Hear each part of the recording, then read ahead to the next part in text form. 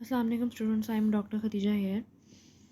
जैसे कि आप लोगों को पता है कि हमारे पास 4 लेक्चर हमारे कवर हो चुके हैं। कार्बोहाइड्रेट की बेसिक्स, मोनोसेक्राइड की, पॉलीसेक्राइड की, लिगोसेक्राइड की बेसिक। अब हमारे पास आ जाएगी प्रोटीन की बेसिक्स, जिसमें मैं आपको अमीनो एसिड्स और प्रोटीन्स की बेसिक्स के बारे में बताऊंगी।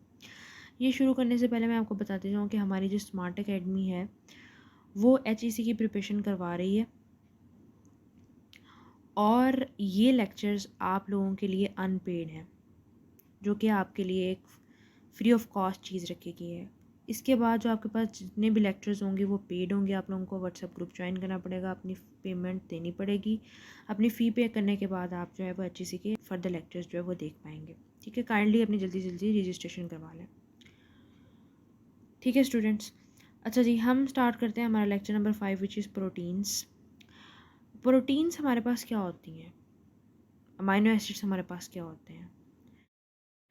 बहुत सारी प्रोटीन्स टूट कर अमाइनो एसिड्स बनाते हैं और बहुत सारे अमाइनो एसिड्स जो हैं वो मिलकर प्रोटीन बनाते हैं। ये बात आपने याद रखनी है इसमें। ठीक है, अब अमाइनो एसिड्स क्या होते हैं ये पहले पढ़ लेते हैं। अमाइनो एसिड्स किन किन चीज़ों से बने होते हैं। ये देखो यहाँ पर क्या चीज़ दी हुई है। यहाँ पर दी हुई है हमारे पास हाइड्रोजन। यहाँ पर हमारे पास क्या दिया हुआ है, कार्बन। कौन सा कार्बन, अल्फ़ा कार्बन। यहाँ पर हमारे पास क्या दिया हुआ है, आर। यहाँ पर ओरिएंटेशन हो सकती है, यानी कोई भी ग्रुप आकर यहाँ पर अटैच हो सकता है। यहाँ पर क्या दिया, नाइट्रोजन। ठीक है, और यहाँ पर दिया कार्बोक्सिलिक एसिड। तो हमारे पास अमीनो एसिड मेडअप होता है hydrogen, oxygen, nitrogen and carbon से बना हुआ होता है। NH3, hydrogen H, R group और कार्बोक्सिलिक ग्रुप COH और एक carbon which is alpha carbon. ये हमारे पास स्ट्रक्चर ऑफ अमीनो एसिड यहाँ पे गिवन है, जो कि मैं आपको इसमें आपको नज़र आ रहा है। अब मैं आपको बता दूं प्रोटीन्स की बेसिक्स। प्रोटीन की बेसिक्स ये है कि protein most abundant organic molecule है सेल के अंदर। मोस्ट अबंडेंट कंपाउंड कार्बोहाइड्रेट में सेलुलोज है। Most abundant organic molecule cell के अंदर प्रोटीन है। ये पॉलीमर होते हैं अमीनो एसिड्स के। ठीक है, यानी बहुत सारे अमीनो एसिड मिलकर प्रोटीन बनाते हैं। प्रोटीन के मोनोमर होंगे amino acids. Polymer amino acids के क्या होंगे, proteins. They are total 170 types of amino acid होंगे हमारी बॉडी के अंदर। 25 कॉमन होंगे और 20 जो होंगे वो प्रोटीन की सिंथेसिस में इन्वॉल्व होंगे। ये आपने याद रखना है कि 170 total types of amino acid होंगी बॉडी में। 25 कॉमन होंगी और 20 इन्वॉल्व होंगी प्रोटीन की सिंथेसिस में। 25 कॉमन होंगी, 20 इन्वॉल्व होंगी प्रोटीन की सिंथेसिस में। याद रखना है ये MCQs में पूछ सकते हैं।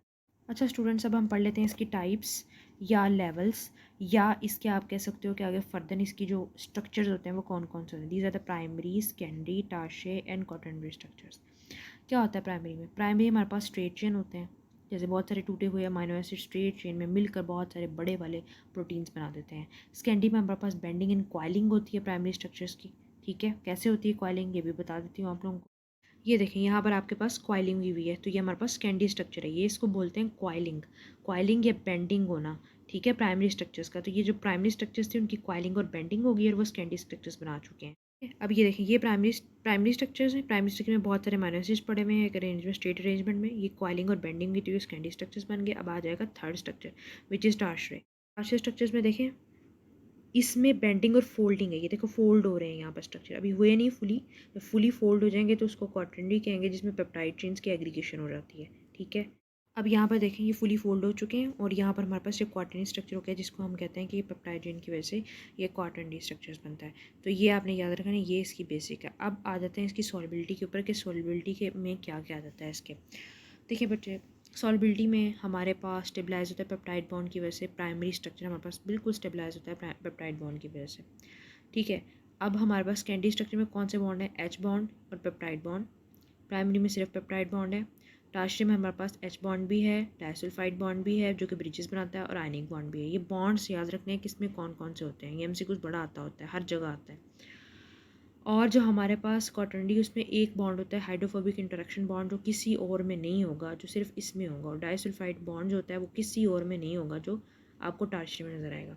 और इसके अंदर हाइड्रोफोबिक इंटरेक्शंस के साथ आयनिक बॉन्ड भी होगा और H बॉन्ड भी होगा। H बॉन्ड मोस्टली ऑलमोस्ट सब में होता है, लेकिन पहले वाले में पेप्टाइड बॉन्ड होगा सिर्फ, ये याद रखना है आपने। बाकी तीनों में H बॉन्ड है, लेकिन बाकी तीनों में डिफरेंट।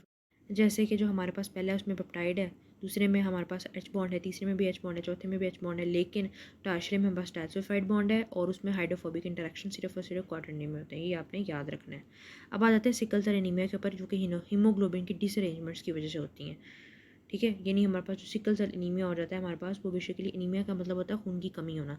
तो वो किस वजह से हो जाता है वो हम देख लेते हैं सारी डिटेल में, कि मैं आपको डिटेल में सारी बताती हूँ, क्योंकि इसमें इंसुलिन की भी मैंने आपको डिटेल बतानी है। तो ये प्रोटीन की बेसिक्स होगी जिसमें इसके स्ट्रक्चर्स आ गए, लेवल्स आ गए, और इसके अलावा इसके अमीनो एसिड का क्या है कि अमीनो एसिड क्या होता है और प्रोटीन खुद क्या होते हैं।